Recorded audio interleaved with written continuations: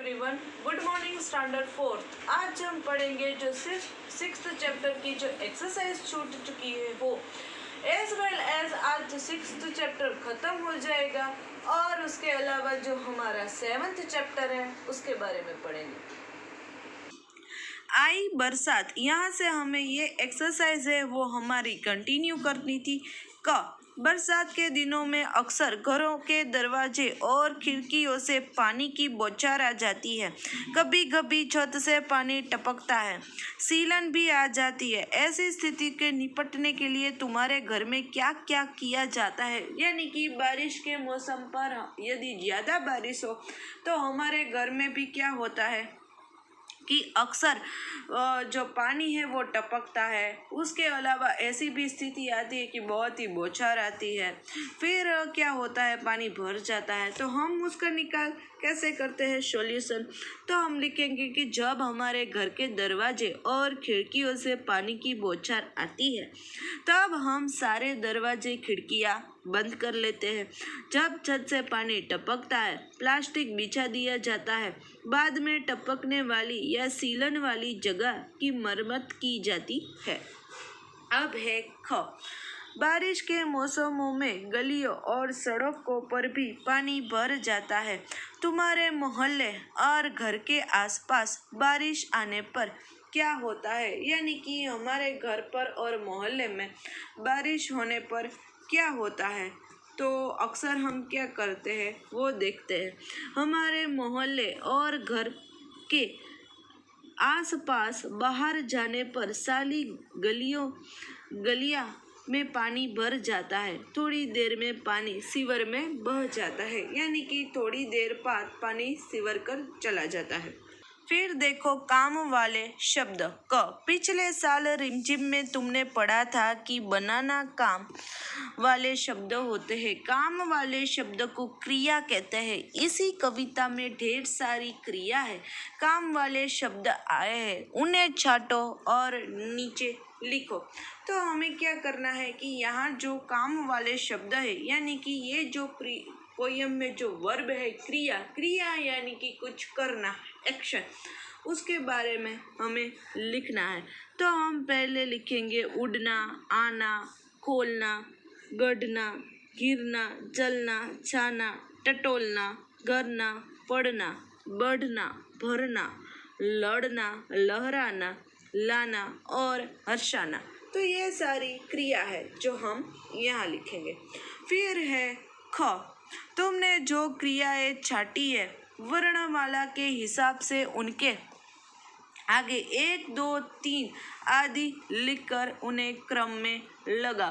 तो फिर हमें देखो क्या करना है कि ये जो क्रिया, ये जो एक्शन मैंने अभी अभी जो बोली सब, उसको हमें वर्णमाला के अनुसार क्रम देने हैं। यानी कि क, फिर ख, उसी की तरह ये क्रियाएं हमें क्रोनोलॉजिकल वाइज लिखनी है। तो वो तो आपको PDF में मिल जाएंगी। सो यहाँ हमारा जो ये सिक्स्थ चैप्टर है पोयम वो कंप्लीट होता है। अब हम सेवन्थ चैप्टर को पढ़ेंगे जो है दान का हिसाब। बहुत ही अच्छी कहानी है, देखते हैं कहानी में क्या है।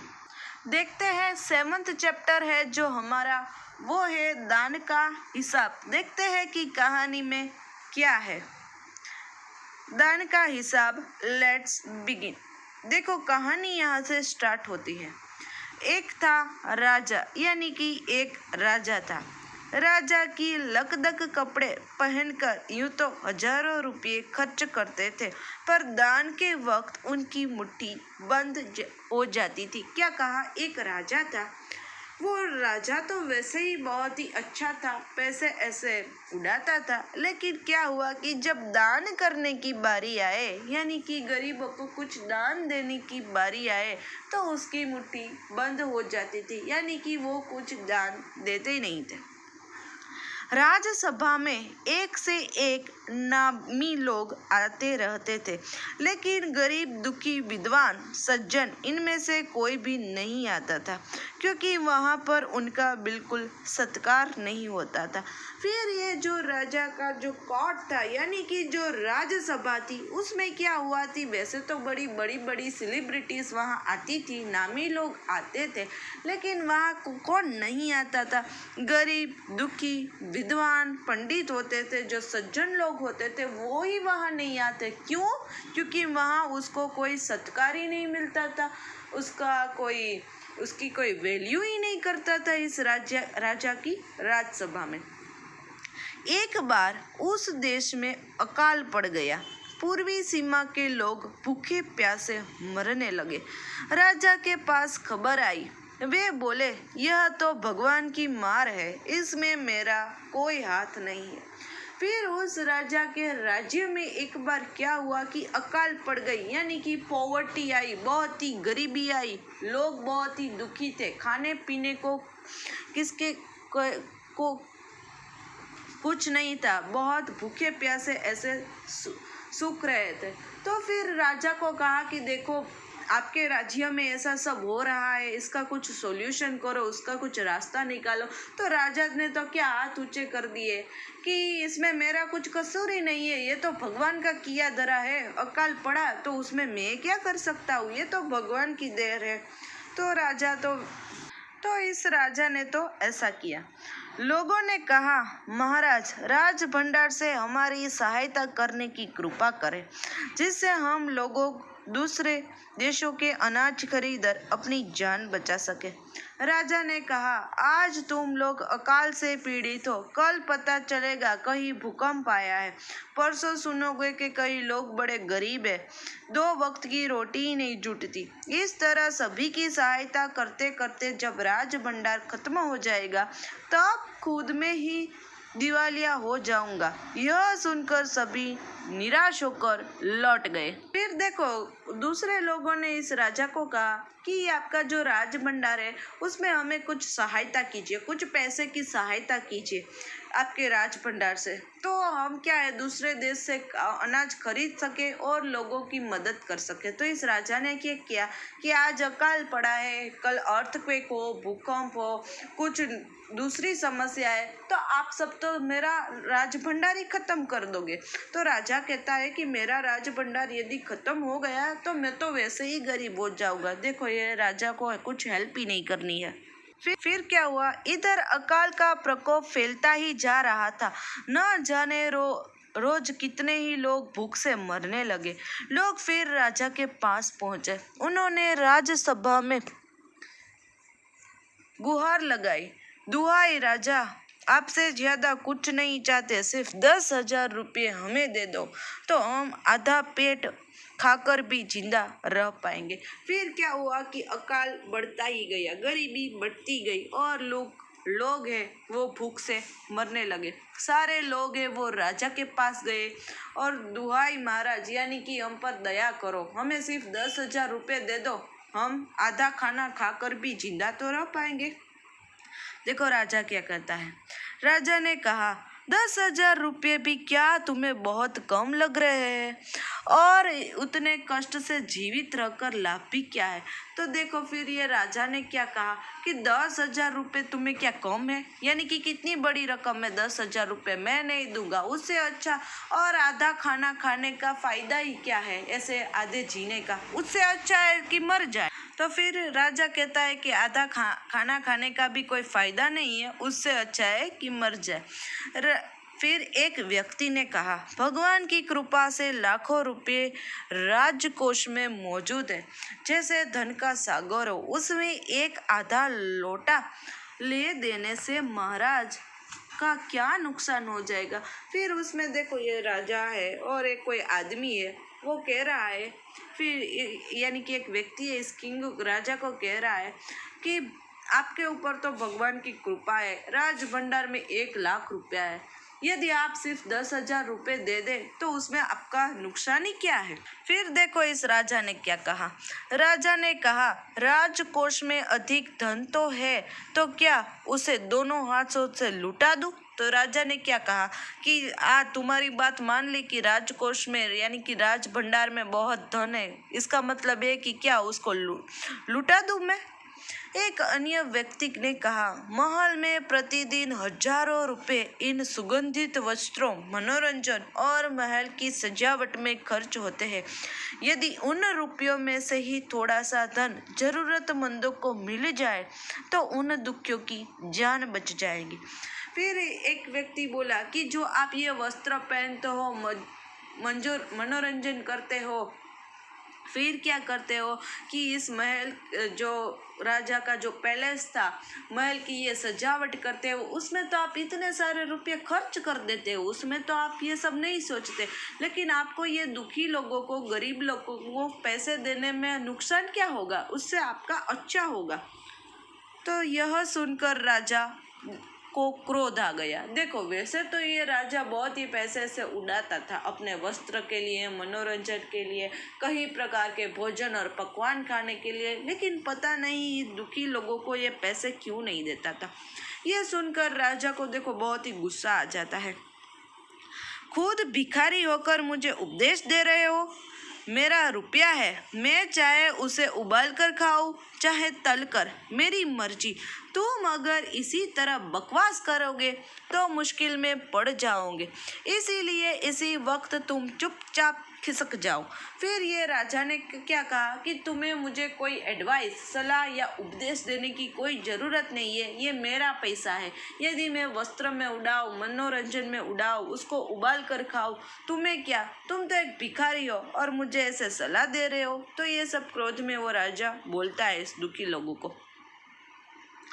राजा को क्रोध देखकर लोग वहां से चले गए। ये देखो दुखी लोग हैं, राजा के पास जाते हैं, लेकिन राजा ने तो कुछ सहायता की नहीं, इसलिए वो बेचारे वैसे ही चले बसे। राजा हंसते हुए बोला, छोटी मुंह बड़ी बात, अगर 100-200 रुपये होते तो एक बार सोच भी सकता था। पहरेदारों की खुराक 2-4 दिन काम कम कर देता और यह रकम पूरी भी हो जाती, मगर 100-200 से इन लोगों का पेट नहीं भरेगा। एकदम 10,000 मांग बैठे। छोटे लोगों के कारण नाक में दम हो गया है। फिर ये देखो राजा हंसते हुए बोला कि छोटे मुंह बड़ी बात, और ये देखो कितने गरीब ये भिखारी लोग क्या बोल रहे हैं कि 10,000 रुपये डायरेक्ट मुझसे ऐसे मांगना चाहिए। 200 रुपये होते तो चलो मान लो मैं उसको दे देता, मेरे जो पहरेदार है उसकी तनख्वाह थोड़ी सी कम देता। तो वो कहता है कि मैं, मेरे पहरेदार है उसकी तनख्वाह शायद मैं काट सकता और उसको ये 100-200 रुपये दे देता, लेकिन 100-200 रुपये में इन गरीब लोगों का कोई पेट भरने वाला नहीं है, आए बड़े 10,000 मांगने वाले। यह सुनकर वहां उपस्थित लोग हा हू कर रह गए, मगर मन ही मन उन्होंने भी सोचा, राजा ने यह ठीक नहीं किया। जरूरतमंदों की सहाय करना तो राजा का कर्तव्य है। यानी कि जो राजसभा में लोग उपस्थित थे वो भी ऐसे सोचने लगे कि इस राजा को ऐसा नहीं करना चाहिए था, बल्कि इस गरीब लोगों की मदद करनी चाहिए थी, क्योंकि एज अ किंग उसके जो राज्य में राजा का जो पहला जो धर्म है, राजा को प्रजा वात्सल्य रहना चाहिए, यानी कि प्रजा की पहले सोचनी चाहिए बाद में उनकी। इसलिए राजा का तो ये प्रथम कर्तव्य है। 2 दिन बाद न जाने कहां से एक बूढ़ा सन्यासी राजसभा में आया। उसने राजा को आशीर्वाद देते हुए कहा, दाता कर्ण महाराज, बड़ी दूर से आपकी प्रसिद्धि सुनकर आया हूँ, सन्यासी की इच्छा भी पूरी कर दे। अपनी प्रशंसा सुनकर राजा बोला, जरा पता तो चले तुम्हें क्या चाहिए, यदि थोड़ा कम मांगो तो शायद मिल भी जाए। फिर क्या होता है, ये सब बात होती है तो देखो ये 2 दिन बाद कोई बूढ़ा सन्यासी होता है, कोई हर्मिट होता है, यानी कि कोई साधु इस राजा को मिलने आता है और बोलता है। ये साधु देखो इस सन्यासी राजा को क्या बोलता है कि तुम तो कर्ण महाराज हो, यानी कि जो कर्ण है वो हमें पता है कि अपना दान देने में फेमस है। महाभारत में जो कर्ण है वो अपनी दान देने में प्रसिद्ध है। तो ये सन्यासी इस राजा को कर्ण की उपमा देता है और कहता है कि तुम तो कर्ण हो, मुझे भी कुछ दे दो। तो फिर ये राजा हंसकर क्या कहता है कि थोड़ा कम मांगना तो आपको मिल जाएगा। देखो यहाँ भी देखो कि थोड़ा सा कम मांगना तो मैं दे दूंगा। सन्यासी ने कहा, मैं तो सन्यासी हूँ, मैं अधिक धन का क्या करूँगा। राजकोष से 20 दिन तक बहुत मामूली भिक्षा प्रतिदिन लेना चाहता हूँ। मेरा भिक्षा लेने का नियम इस प्रकार है, मैं पहले दिन जो लेता हूँ वो दूसरे दिन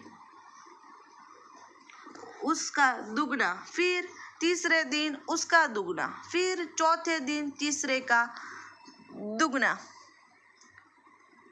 इस तरह से प्रतिदिन दुगना ले जाता हूँ। भिक्षा लेने का ही मेरा यही तरीका है। तो फिर ये देखो इस सन्यासी ने राजा को क्या कहा कि मैं दान लेता हूँ, लेकिन मेरे दान लेने की बहुत ही एक अच्छी स्टाइल है। यदि चलो तुमने आज मुझे 1 दिन दिया तो मैं दूसरे दिन पहले दिन का डबल ले जाता हूँ। दूसरे दिन का जो दान होता है वो डबल लेता हूँ। उसी तरह चौथे दिन जब होता है तो तीसरे दिन का जो दान है वो मैं डबल ले जाता हूँ। दान लेना ही मेरा काम है। ये सन्यासी कहता है कि मेरा तो काम ही यही है। इस तरह से प्रतिदिन दुगना लेता हूँ। भिक्षा लेना मेरा ही यही तरीका है, यानी कि यही मेरा दान लेने की यही मेरी स्टाइल है।